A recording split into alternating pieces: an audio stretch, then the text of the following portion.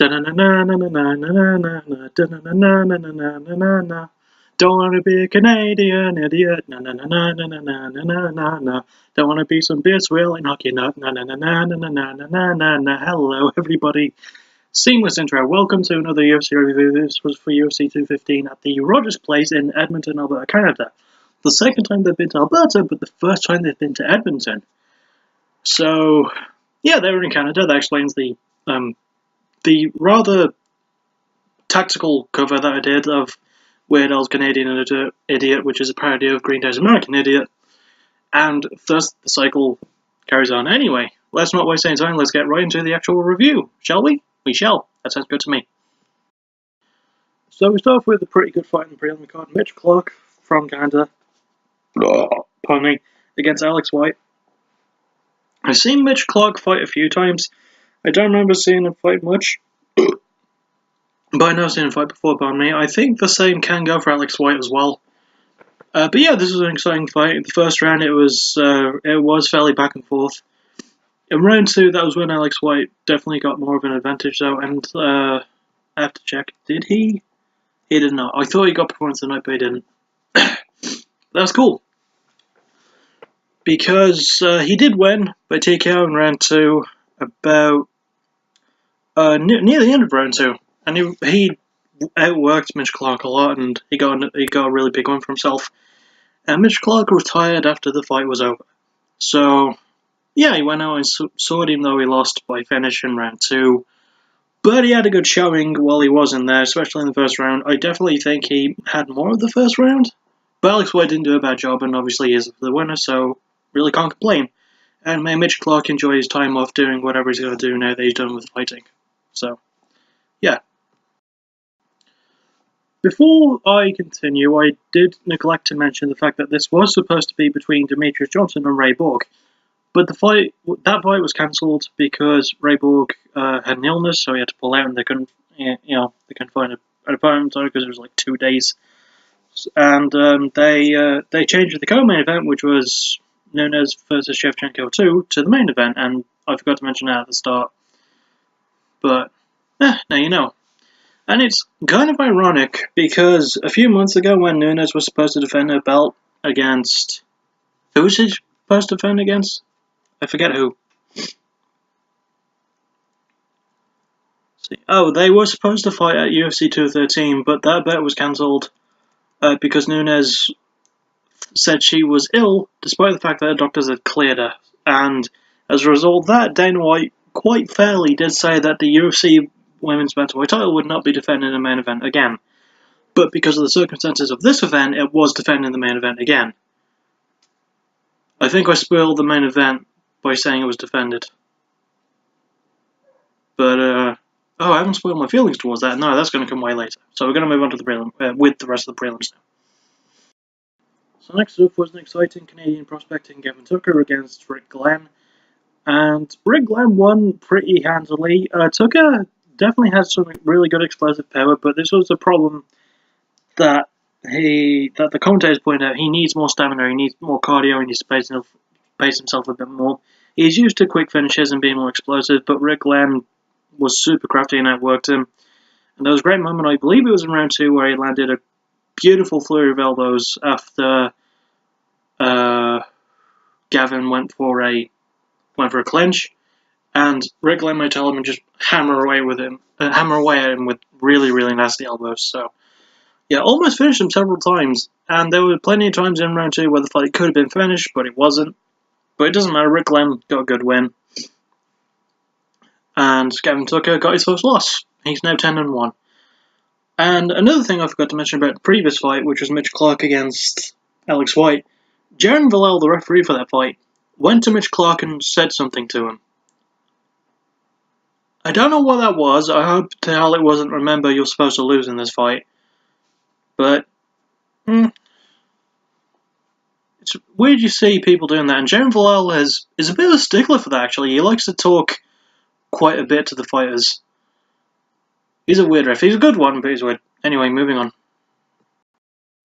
Next up is one of my favourite female fighters who I haven't seen in a while, Sarah Morris, and that booty against Ashley Smith. And Sarah Morris won. by first round armbar. It was, I know, there really wasn't a lot of stand up. If I remember right, she was taken down by Ashley, and she managed to use her flexibility, Sarah did, to get her legs up, and after a few armbar attempts, she finally got one and got the tap. So, can't complain, really good finish. I like seeing an armbar, and Sarah Morris is one of my few waifus in UFC fighting, next to Paige Van Zandt and Rose Namajunas, but she's with Pat Barry, and I don't mess with that because Pat Barry's a nice guy, but he will kick my head off. So yeah.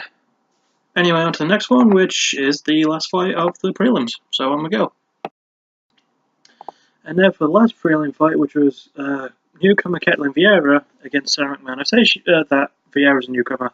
She's fought in the UFC like once or twice before, but I didn't really see those. I assume they are on fight passes, which I don't get.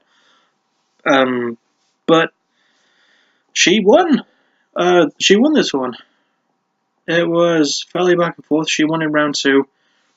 In round 1, McMahon definitely had the advantage with her takedown, and she managed to land some good strikes. And there was almost a few moments where the fight could have been stopped, but I definitely give the first round to McMahon. Then round 2, excuse me, Vieira took down McMahon and managed to get a head-on triangle choke thing, and got the tap. And really well done for her. You know, she's a young fighter. She's like 26, so yeah. And yeah, McMahon isn't going to suffer from this. I mean, her last 3 fights were wins, so you know what? She's done well for herself. And to be honest, it was a pretty decent main event to cap off the prelims. So now we'll move on to the main card. Now we'll move on to what was the fight of the night for the inaugural main card fight. Jeremy Stephens against Gilbert Melendez. Now, while it's not my personal top 10 for fights of the night, it was a damn good one, especially considering the first round. Jeremy Stephens, he's known for his power mostly in his hands, but people forget he's got some really vicious leg kicks as well, and they basically gave Melendez a second knee on his left leg. It was a huge swelling, and to quote Joe Rogan, it looked like a rat was trying to get out of there or a small animal. I'm like, yeah, it did look like that. That was pretty disgusting, to be honest. But despite how many leg kicks Jeremy landed, how many times Gilbert fell from him, he kept getting back up and kept putting on a great fight. Jeremy did win by unanimous decision. Yeah, this was definitely fight of the night. It was definitely the best fight of the whole card. It was a lot of fun. Jeremy and Gilbert both managed to put on a great performance. Especially Gilbert, he toughed it out throughout that leg kick. A lot of people, like, he's a definite underdog most of the time. And he's a tough son of a bitch. He's a tough son of a great mother, actually. I don't know his mum. She's probably not a bitch. She's probably a nice person. But, yeah. Really, really good fight. Definitely worthy of fight of the night. Not in my personal top 10, but of the fights of this card, this was definitely the best one. And it was a great way to kick off the main card. So, next up is someone who hasn't been in there for a while named Ilia Latifi. Not Latifi, Latifi. Against Tyson Pedro from Australia, mate. And, yeah, it was a unanimous decision win. This was probably my least favourite fight. Not because I was comparing it too much to Stephens versus Melendez, but there wasn't a lot that happened. I mean, Pedro definitely has really good strikes. He's a really tall fighter. He's young. He uses his range fully. But he got outstruck at times by Latifi and definitely got a lot more takedowns landed on him. And Latifi won by unanimous decision. So, yeah, there's really not a lot to talk about in this fight. That's exactly kind of what happened. Pedro did land some really good body kicks, though. I feel like if he landed more of those and set those up, set punches up with them, he probably would have gotten a finish, maybe, because he was looking for one. Because he's never gone past the first round, and he went through all 3. But his stamina didn't wane like Gavin Tucker's did earlier in the night. Tyson definitely was still game, but he couldn't really do anything because of how good Latifi's wrestling is. So, that's really not his fault, and I do think he's going to have a second chance. Or another chance in the UFC. I don't know. I'm going to have to look that up really quick. Dun, dun, dun, dun, dun. Oh, he's done well for himself in the UFC, actually. Okay, so this is his 3rd fight in the UFC, but his 1st loss. And he went the distance, so can't complain. It's his only loss on his record. So yeah, he's definitely going to have another chance to shine. Moving on. Next up was Henry, the Messenger Cejudo against Wilson Hayes. And Cejudo, wow, his striking has come so far. I mean, it was really good against Benavidez, and even his fights before Benavidez, it was alright, but it wasn't great. But against Wilson Hayes, it was amazing. I'm not used to seeing him use some punches, but mostly use takedowns wrestling because he's a really good wrestler with Cejudo. But he outstruck Hayes straight up, and I believe he finished him early in round 2. I thought it was round 1, but no, he finished him 25 seconds into round 2. He showed a really, really good skill set in his striking, and it definitely impressed Demetrius Johnson, who was in the crowd waiting. So, well, he was in the crowd watching, not necessarily waiting. The only other person who was in the crowd, now that I think about it, was Donald Cerrone, who was mostly shown when the fight between Stevens and Melendez was happening. I hope Cerrone fights Stevens or Melendez. Probably Stevens because he was the winner of that one. But yeah, this was a good fight, and Cejudo definitely surprised me with his massive improvements to striking, so good for him, you know? I don't know why I clapped like that. It was a really golf clap thing. Then again, Nunes did do the same thing after the fight was over. He just did the... He was respectful as always, but the golf clap, I mean, that was just brilliant. That was icing on the cake. Onwards to the co-main event. And so it's time for the co-main event of the evening between Neil Magny and Rafael dos Anjos. And before I talk about that, I do have another thing to talk about. There was an interesting new thing with the clothes that they wear. I say clothes, the shorts and stuff. They had this really cool new design there. They've got a new UFC logo on the right leg, and there's more this stonewashed model design, and I kind of like it. You know, it breaks away from the dull. Okay, they're the country's colours, but we need more than that, and we got more than that. So it was actually really nice to see that.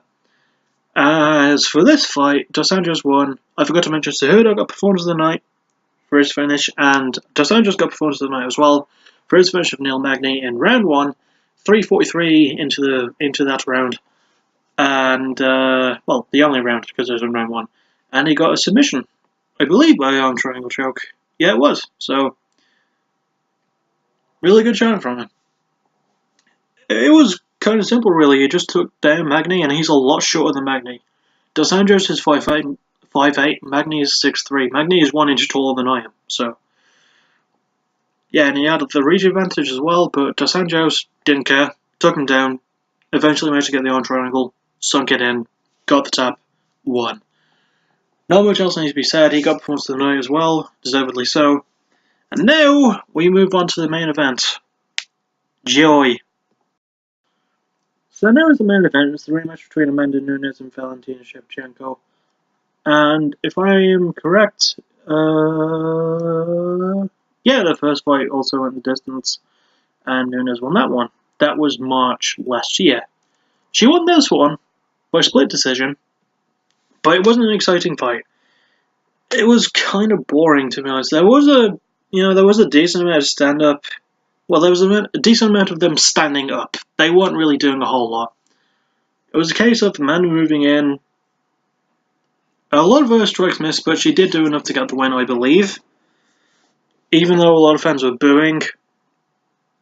Then again, they were in Canada, they're used to booing at sports because they have hockey. And there's a good chance that they were very drunk. So... But yeah, this was not a really good main event. I mean, it's not the worst one of the year. No, that is still Holly Holm versus Jermaine Duran to me. Why? Oh god, that fight still hurts my head when I think about it. But no, this one was pretty bad. Glad Amanda kept her belt. She didn't do it in the most dominant fashion though, because in the last few fights she's been fucking amazing and has done really, really good work, but... And she needed more of that killer instinct. It was only in round 5 where things started getting exciting, where she started going a bit crazy. And that was for 30 seconds, and then it stopped. Why?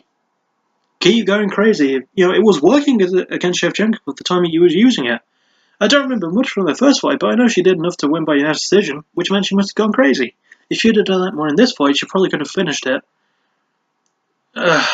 And she did have the takedown adventures as well, did Nunes. Striking is more up in the air, slightly more to Shevchenko, but a very, very slight number. But Nunes did do enough to win, I believe, so... I mean, I would say I can't complain, but I've been complaining about this fight for a while. because it was a bit boring.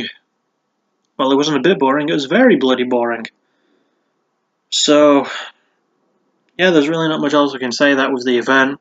All in all, it was alright. Like, the finishes were good, and the one fight of the night, which wasn't the most exciting fight of the night of the year, but it was still up there for me. It did its job, you know. The other fights that went the distance weren't so exciting, in my opinion.